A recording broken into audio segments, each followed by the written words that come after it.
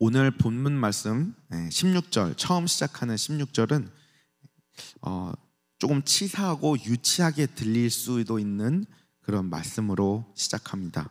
하나님께서는 예레미야에게 백성을 위해서 기도하지 말라고 말씀하십니다. 아무리 기도하고 부르짖어도 듣지 않겠다 이렇게 말씀하십니다. 그들을 향한 하나님의 진노를 막을 수 없을 것이고 그들은 다 심판받을 것이다 라고 말씀하고 계십니다.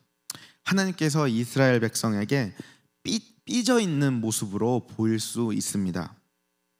그렇게 보일 수 있는 것이 기도를 듣지 않겠다고 하시면서 하나님께서는 예레미야를 통해 꾸준히 그들에게 말씀하고 계시기 때문입니다.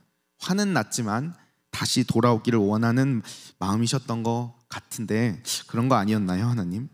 다시 돌아오기를 원하시는 것이 아니라면 왜 하나님께서는 예레미야에게 백성을 위한 그의 기도를 들어주지 않으시겠다고 하시는 것일까요? 하나님께서는 삐져 있거나 어떤 이렇게 뭔가를 감정적인 모습을 보여주시는 것이 아니라 이렇게 말씀하시는 이유, 내가 예레미야 너가 기도를 하여도 듣지 않겠다고 말씀하시는 이유는 하나님께서 이스라엘 백성 그들의 죄악이 얼마나 무겁고 심각한지를 보여주시려고 이렇게 말씀하시고 표현하시는 것입니다. 이스라엘 백성의 죄악이 가득 찼다는 뜻입니다. 꽉 찼다는 뜻입니다. 하나님께서는 더 이상 참지 않으시고 공의를 무조건 나타내실 것이며 그들은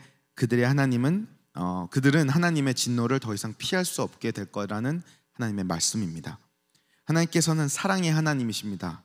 그리고 은혜의 하나님이시기에 당연히 오래 참으시고 기다려 주십니다.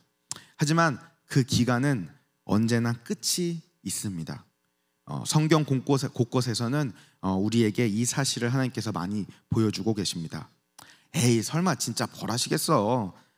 회개하실 때까지 기다리시다가 회개하면 용서해 주시겠지 라고 생각할 수도 있고 아마 이스라엘 백성들도 그렇게 생각할 것 같기도 합니다. 그렇게 생각하고 있는 그들에게 하나님께서는 오늘 실로에서 일어난 일을 기억하라 이렇게 얘기하십니다. 그 뜻은 무엇이냐면 실로라는 곳은 400년 동안 하나님께서 거룩한 예배의 장소로 지켰던 곳입니다.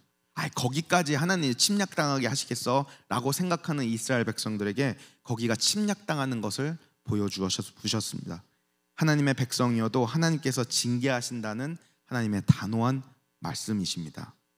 그렇다면 대체 이스라엘 백성은 무엇을 이렇게 잘못했길래 죄악이 가득 차고 꽉 찼다고 하나님께서는 말씀하시는 것일까요? 오늘 말씀을 통해서 한번 보도록 하겠습니다. 하나님께서 예레미야의 기도를 듣지 않겠다고 하신 첫 번째 이유는 바로 이스라엘 백성들이 먼저 하나님의 목소리를 듣지 않았기 때문입니다. 목소리를 듣지 않았다는 것은 그저 불순종하는 그 정도의 수준이 아닙니다. 21절과 22절, 23절에 보면 구체적으로 그걸 알 수 있습니다.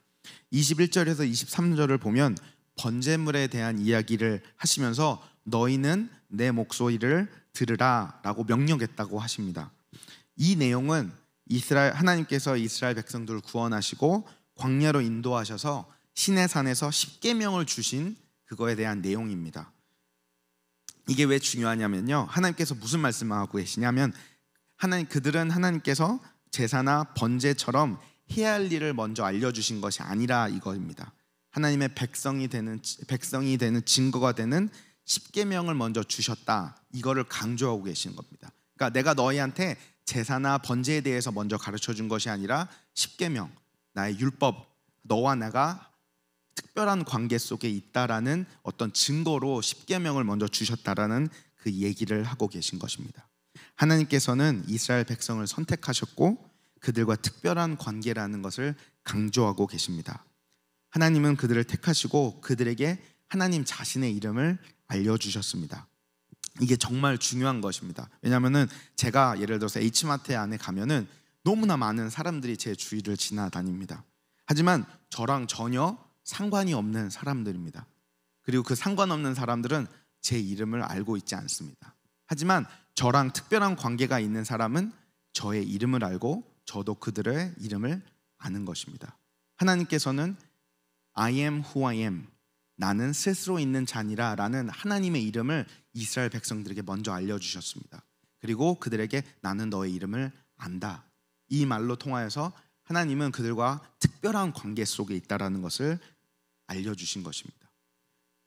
그 누구도 누릴 수 없는 특별한 관계를 갖게 된 것이 바로 이스라엘 백성입니다.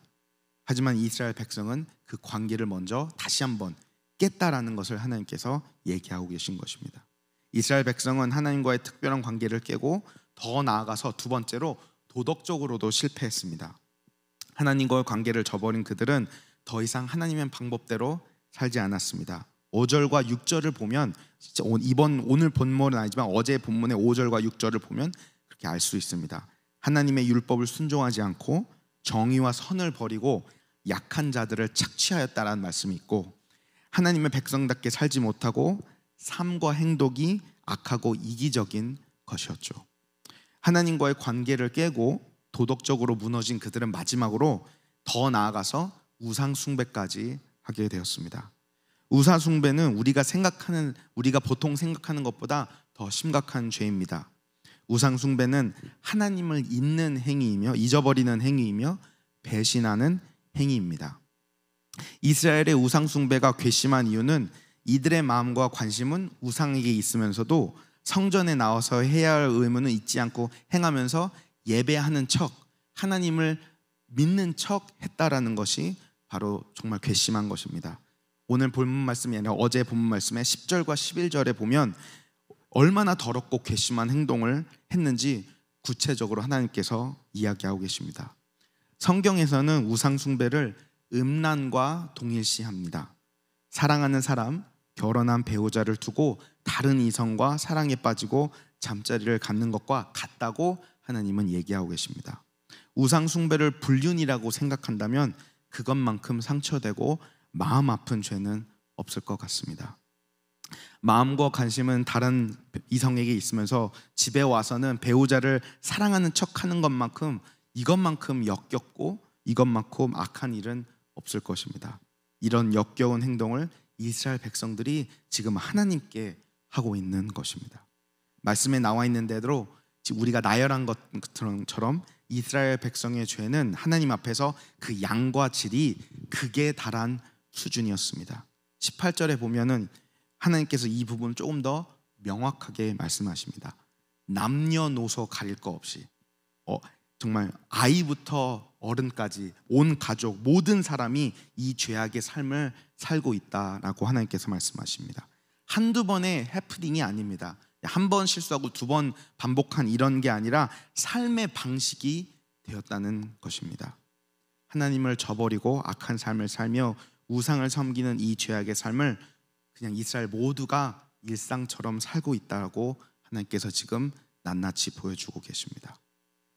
하나님께 벌받고 심판받아도 그냥 아주 싼 그런 상황입니다. 심판받아 마땅한 사람들이 바로 이스라엘 백성들입니다.